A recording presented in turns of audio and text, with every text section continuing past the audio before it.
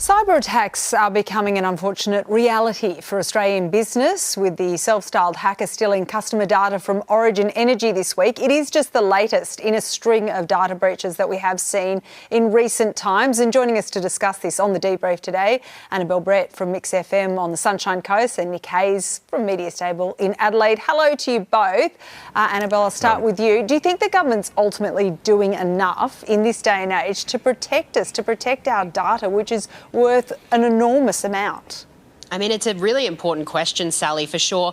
I just don't know how much comes onto the government as opposed to these private entities who are making billions of dollars every single year. It is not lost on us at all that as we're going through this period where it feels like we have a data breach every single week, multiple with huge corporations, we're also being asked to share more information than ever before. I mean, if an airline loses your luggage, you're usually compensated. At what point are we going to get compensated as customers?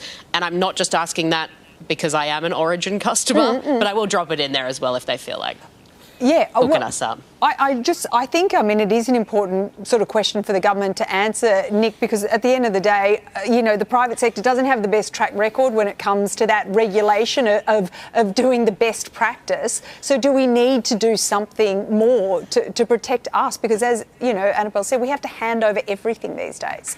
Yeah, we do. And look, this is a branding and an issue there for the reputation of these big companies that do hold our data. They are treating this very seriously, but it actually could be a problem that's actually beyond them. And at the moment, the hackers and the way that they go about it, they're ahead of the game far further than what a lot of the brands or even governments are trying to keep up with. So it's a big challenge. The government does have to get hard on it, but the brands themselves have to get stronger on it as well. This is their Y2K moment. This is a big investment that they have to put in to protect the data and to protect their reputations. Yeah, and we've talked about technology being able to help in these scenarios, like using digital keys, where you have something where you don't have to hand over, it's like your 100 points of identity, which then you just use a digital key when you're asked for verification. And yet, years later, I think we're still talking about this and nothing seems to be rolled out. So some real gaps still there in the market, I'd say.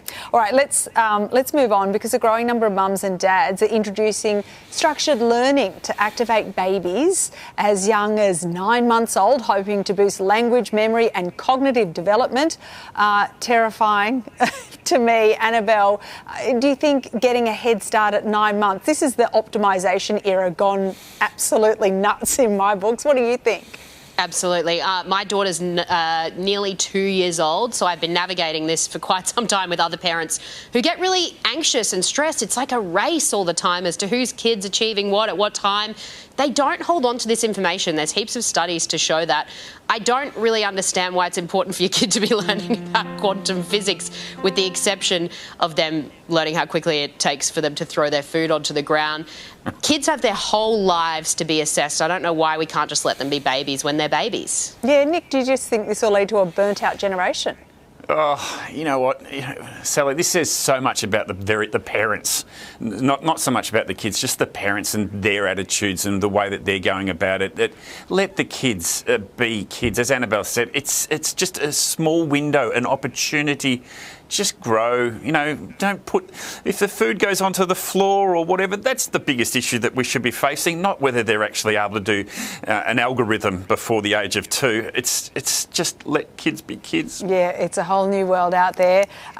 This one might not be to your taste, so to speak, but just a controversial ingredient has landed an Aussie Michelin-starred chef in hot water in South Korea, potentially facing jail time for this, serving guests a dessert topped with ants. Now, he says he was unaware ants were not approved for consumption there. It is a weird story. Annabelle, can I ask, would you try it? And what's the weirdest thing you've ever eaten? Ants, would you give it a go? I weirdly have to admit to you, this morning I ordered a bottle of ant sauce because on my radio show we were talking about the fact that this is a really popular growing product as an alternative for soy sauce. So I'm going to give it a taste. I don't think it's my bag.